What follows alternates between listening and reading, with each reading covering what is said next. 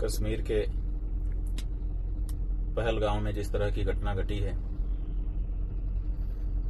वो सामान्य घटना नहीं है। पहली बात जो है वो ये है, जो हमारे देश के बड़े बड़े नेता समय समय पर कहते रहते हैं कि आतंकवाद का कोई धर्म नहीं होता।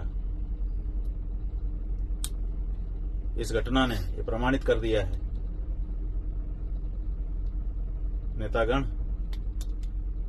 बोलने से पहले अब सोचिए, घटना ने प्रमाणित कर दिया कि ये धर्म होता है आतंकवाद का।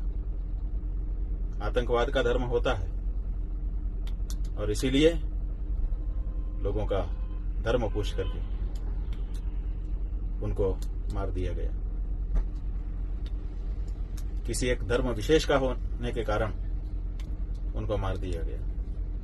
और जिन्होंने जान बचाने के लिए अपने आप को कहा कि हम इस धर्म के नहीं हैं, उनके कपड़े उतरवा करके उनका खतना देखा गया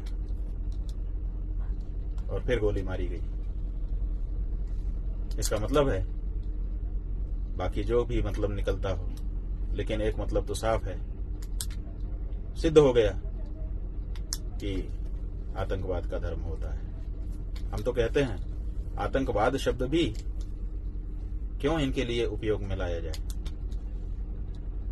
आतंकवाद में भी वाद शब्द है, वो भी वाद माने एक दृष्टिकोण होता है। ये कोई दृष्टिकोण नहीं है, ये तो वहशीपना है, राक्षसीपन है। इनको राक्षस कहना शुरू करना चाहिए। और जिन लोगों ने ये कहा था कि कश्मीर में हमने ये कर दिया है, वो कर दिया है, आइए स्वर्ग की वादियों का आनंद उठाइए, आपके आश्वासन पर ये लोग वहां पर गए थे।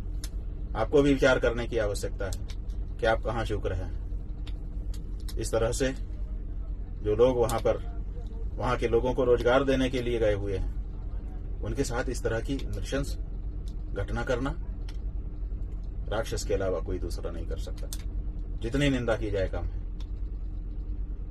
घटना के हो जाने के बाद अब आप जो भी कहना वो कहते रहिए, अपने आप को बहुत बड़ा वीर बताते रहिए, लेकिन इस तरह की घटनाएं हो जाती हैं, आखिर आपका प्रशासन कहां रहता है।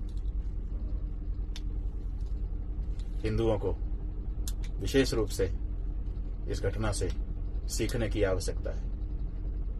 आप हिंदुओं को चुनौती दी जा रही है, कभी यहां से, कभी वहां से, कभी कहां से। इसलिए फिर से हम कहना चाहेंगे, इस घटना के परिप्रेक्ष्य में भी कहना चाहेंगे कि हिंदुओं, अपने आप को पहचानो और अपने पराक्रम को, जो तुम्हारे पूर्वजों ने समय समय पर प्रकट किया, उसको फिर से प्रकट करने के लिए तैयार हो। कब तक इस तरह से अपना धर्म बता करके गोलियां खाते रहोगे।